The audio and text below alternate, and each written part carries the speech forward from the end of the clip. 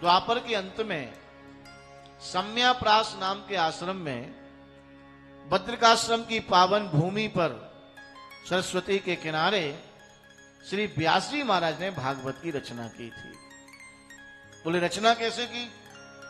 तब यहां प्रश्न उठा, रचना करने का कारण क्या बना, यह भी हमें बता दीजिए। नारद जी महाराज बीणा बजाते, हरिगुण गाते, मन सरसाते हुए आ रहे थे और आज पाराशर जी के नंदन श्री व्यास जी महाराज उदास है। उनकी उदासी को जब देखा तो प्रश्न कर दिया।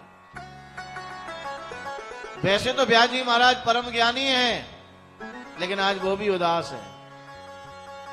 डॉक्टर जब बीमार हो जाता है तो दूसरे डॉक्टर की सहायता लेता है, अपना इलाज नहीं कर पाता।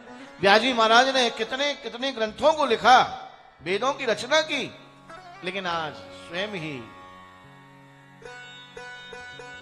चिंताग्रस्त हो गए। प्रसन्नता नहीं है चेहरे पर, उदासी। नारद जी ने प्रश्न कर दिया, आपकी उदासी का कारण क्या है?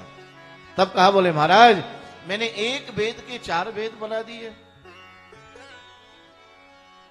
मैंने 1,00,000 श्लोक वाला महाभारत बना दिया, मैंने 17 पुराणों की रचना भी कर दी, लेकिन मेरे मन को शांति नहीं मिली। तब हमारे नारद जी ने कहा, शृण्वन्ति गायन्ति गणन्ति साधव नैष्कर्मप्यच्युत भाव वर्जितम्। आपने लिखा तो बहुत कुछ, लेकिन कविता वही श्रेष्ठ होती है जिसमें श्री कृष्ण का वर्णन किया जाता है।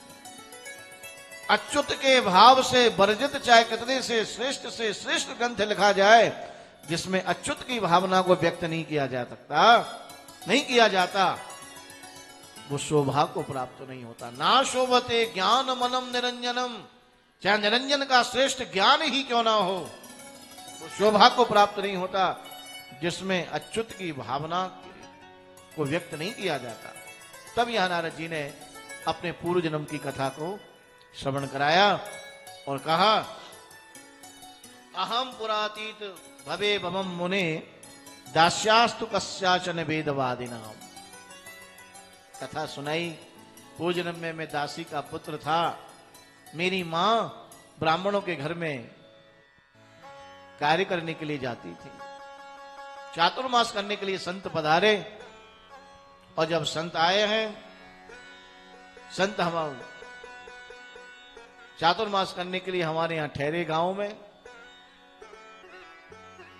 संतों का जब दर्शन किया, मेरे मन को बड़ी शांति मिली। मैं संतों के पास गया और संतों के चरणों में जाके निवेदन किया।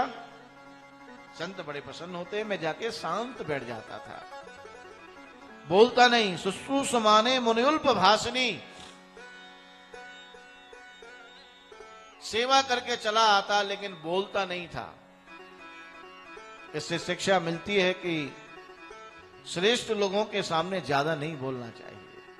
अल्प भाषणी, थोड़ा बोलो, क्योंकि ज्यादा बोलने से व्यक्ति अपराध कर देता है। ज्यादा बोलने वाला व्यक्ति अपनी प्रशंसा कर देगा, ज्यादा बोलने वाला व्यक्ति बिना मांगे सलाह भी दे देगा, ज्यादा बोलने वाला व्यक्ति दूसरे की बुराई कर देगा। इसलिए सुष्टु सारम, अच्छी बात बोलो और सार की बात बोलो।